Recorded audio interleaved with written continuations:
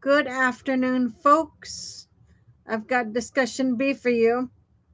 Now we are discussing shared senior living. Okay, so I made a little uh, essay narrative for you. I'm going to go ahead and read it for you.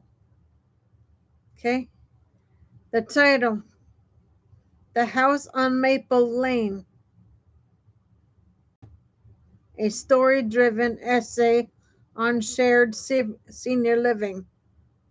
Okay, on the first warm day of April, the lilacs outside the house on Maple Lane finally opened. Small lavender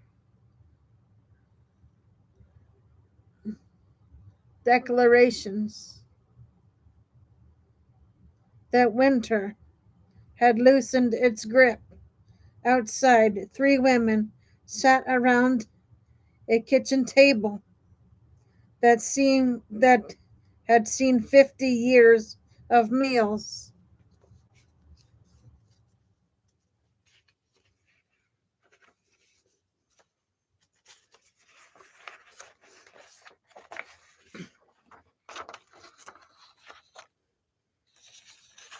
Arguments and birthday cakes.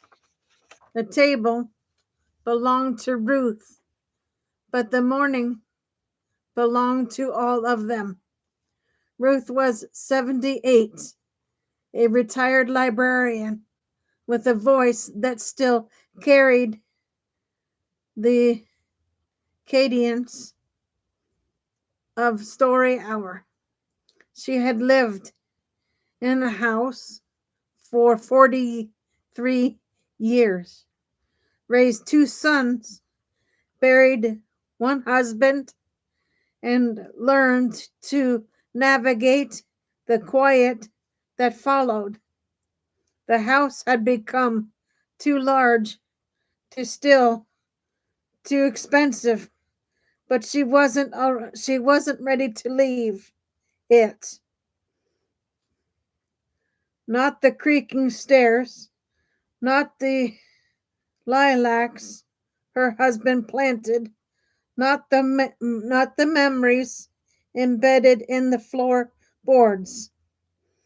Across from her sat Marlene, 72, who had once run a bakery and still needed dough when she was anxious.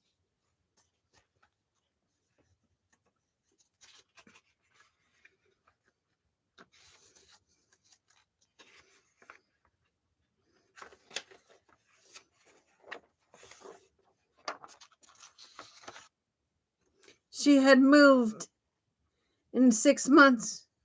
She had moved in 6 months earlier after her rent jumped by $400 in a single year. Her daughter lived in Oregon. Her niece made cross country travel feel like a negotiation with gravity.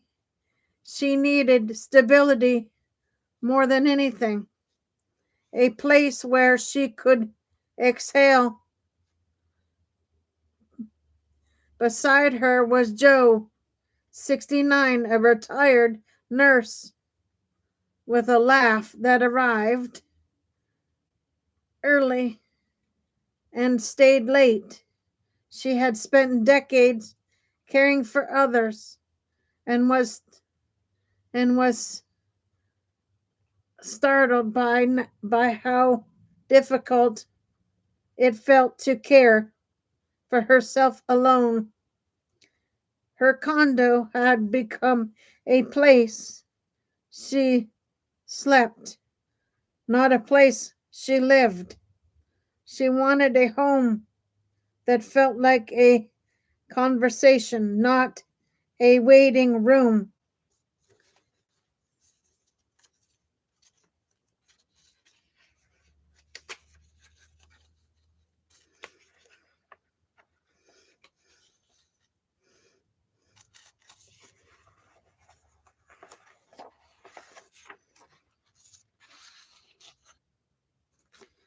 They were not family.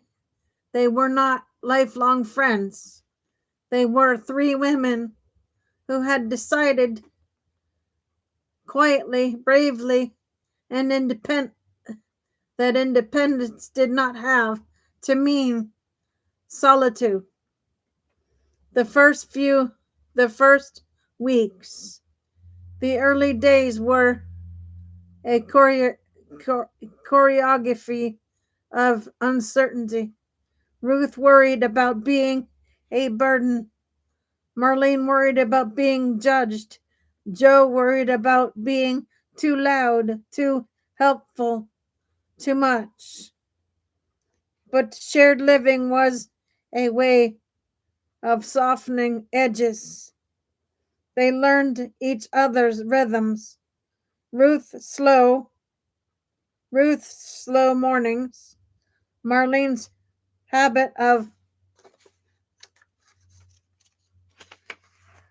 humming while she cooked, Joe's tendency to recognize the spice cabinet when she couldn't sleep, reorganize the spice cabinet when she couldn't sleep.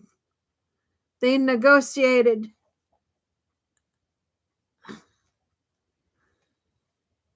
refrigerator shelves. They discovered they all hated the same brand of decaf coffee. One night during a thunderstorm, the power went out. Ruth froze. She hated the dark. She hated the way it reminded her of the night her husband died. Before she could speak, Joe lit 3 candles and placed one in front of each woman. Marlene pulled out a deck of cards.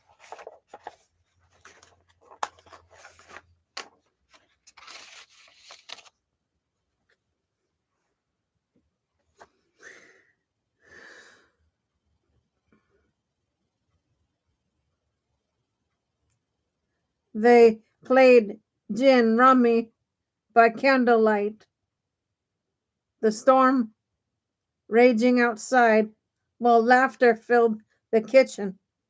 Later, Ruth realized if she had been alone, she would have sat in the dark.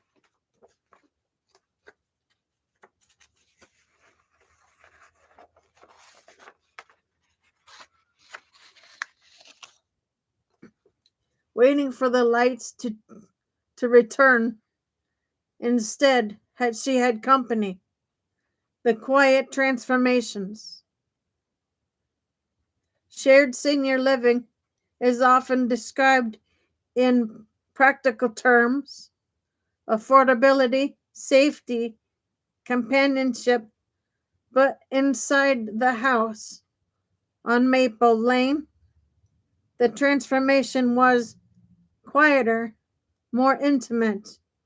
It was the way Marlene started baking again, leaving warm rolls on the counter with a note that said, "Help yourself."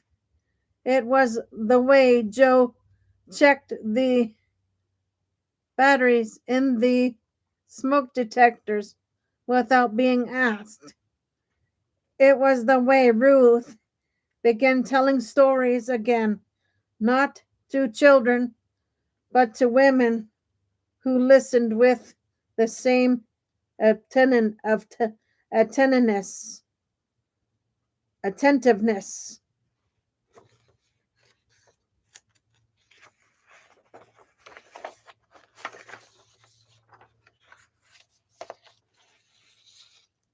They became a small, intentional community, not dependent, but independent, not roommates, but co-authors of a new chapter.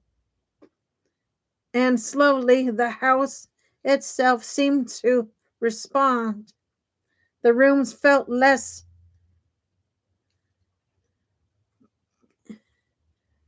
cavernous. The evenings felt less heavy. Even the lilacs outside the window seemed to bloom a little brighter, as if relieved to witness life returning. The day everything shifted.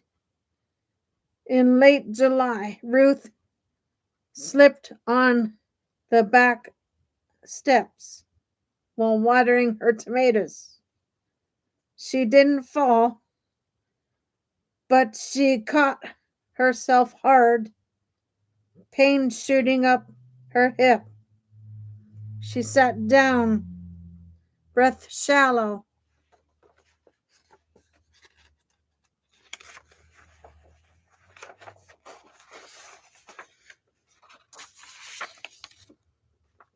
Joe heard the sound.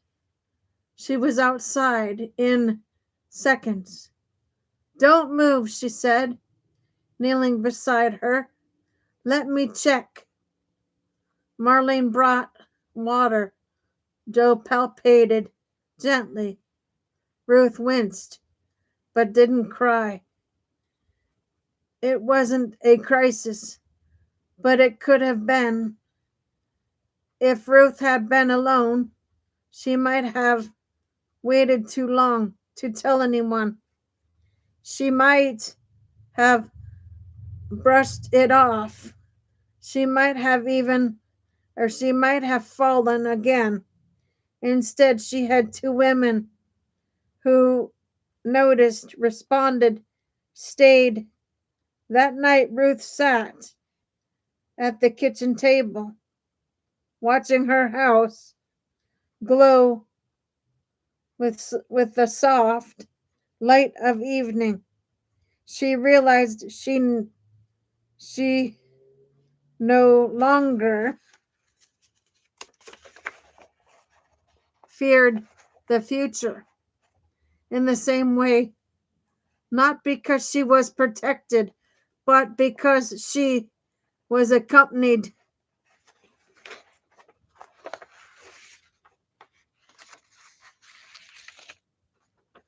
The larger truth: shared senior living is not a trend, it is a quiet revolution. In older, it is older adults reclaiming agency in a system that often treats them as problems to be solved rather than people whose lives with lives to continue. It is a refusal to equate independence with isolation. It is a recognition that home is not just a structure, it is a relationship. Across the country, zoning reforms, home share programs, and Golden Girls housing models are making it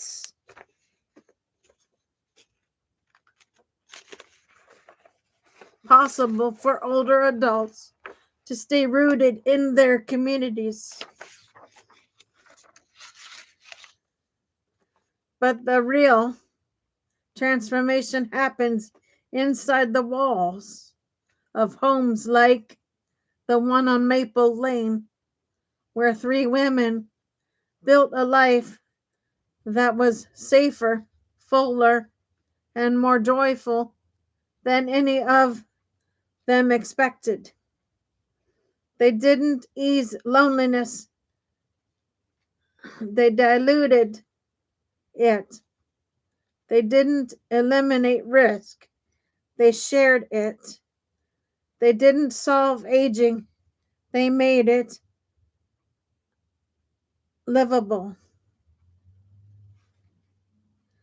And every morning when the sunlight hit the kitchen table, they were reminded that aging in place doesn't have to mean aging alone.